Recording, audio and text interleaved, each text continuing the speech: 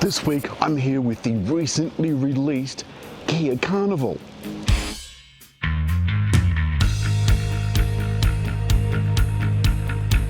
From here forward, it looks like a Sorento.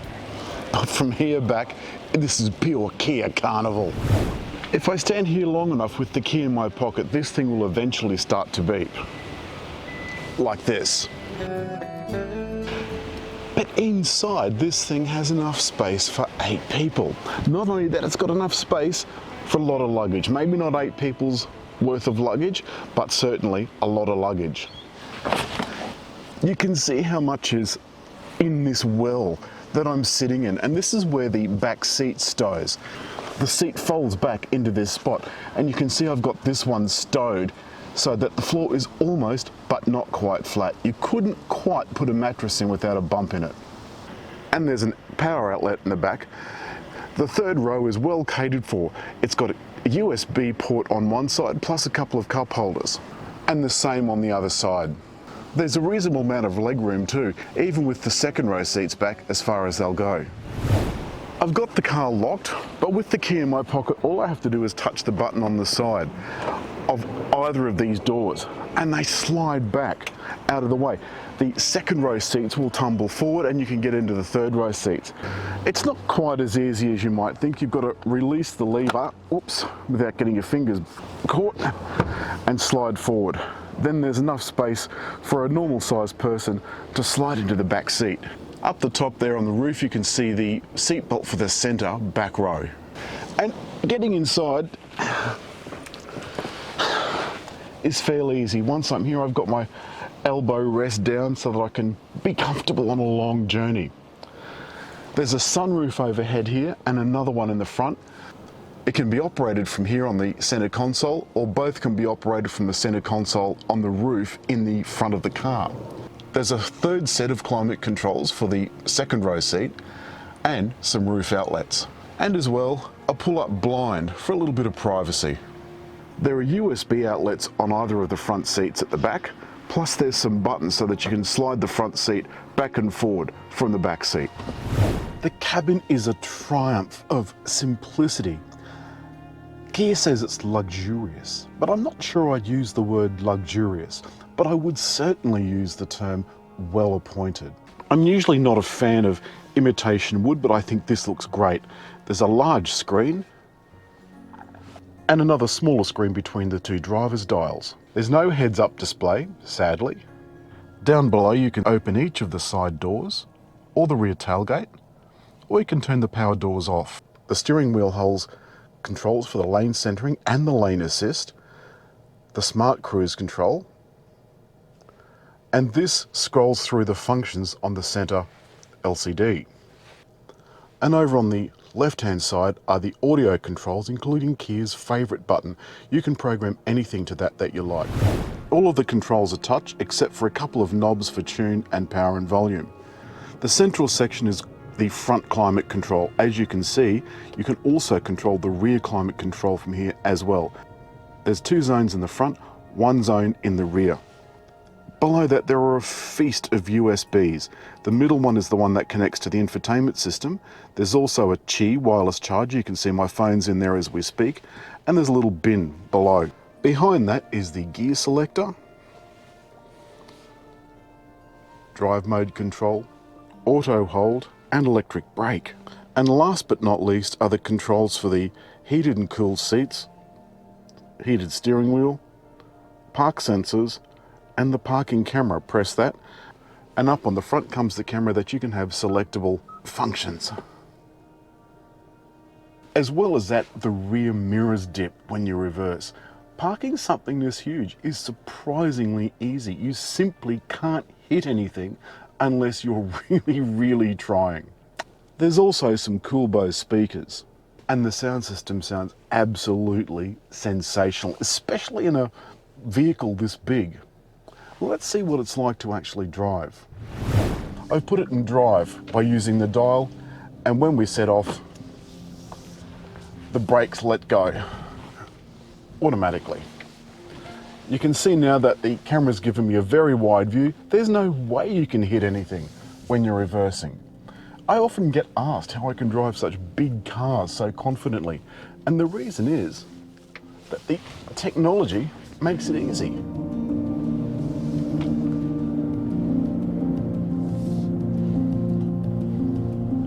The 8-speed automatic, we've seen that before in other Kias, and this V6 petrol engine is as smooth as silk. And unfortunately, none of the Carnivals are all-wheel drive. Partially it's because the combination of the V6 motor and the 8-speed transmission can't take all-wheel drive in right-hand drive. Can take it in left-hand drive, but not right-hand drive. The diesel can, and I wonder why they didn't bring that out in an all-wheel drive. The ride is so beautifully smooth too. There's McPherson struts at the front and multi-links at the back. Handling on tight corners, it is a big car. It's almost 2,100 kilos.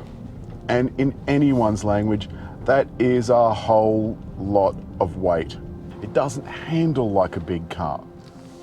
Unless you're on really tight bends, as I was the other day on the old Pacific Highway. And I had the lane control on and the lane centering on.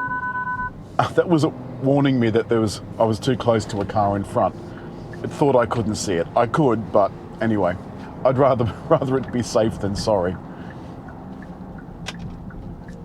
Getting back to my story, the lane control was trying to force me back into a position in the lane that I didn't want to be in. I should have turned it off in tight corners. And it was holding, and then it let go, and that upset the car a bit. It's not unique to this car. I've struck it in other brands as well. Really annoys me. And put that up. And I was directed this morning to a video, and the video was a highways test in the US, and they were talking about autonomous emergency braking, and in particular pedestrian detection. And it showed a couple of Kias and Hyundais running over the pedestrian, and the Ford and so forth not quite stopping in time, etc., etc. And most of the rest of the brands, BMW and so forth, Mercedes, stopped in time.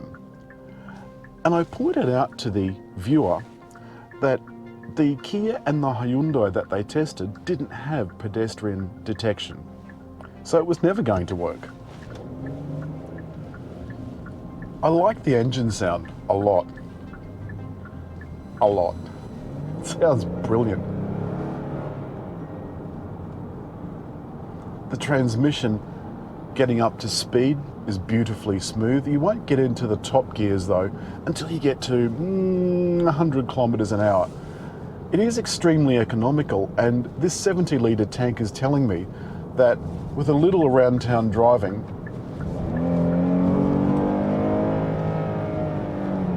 I've still got 600 kilometers left.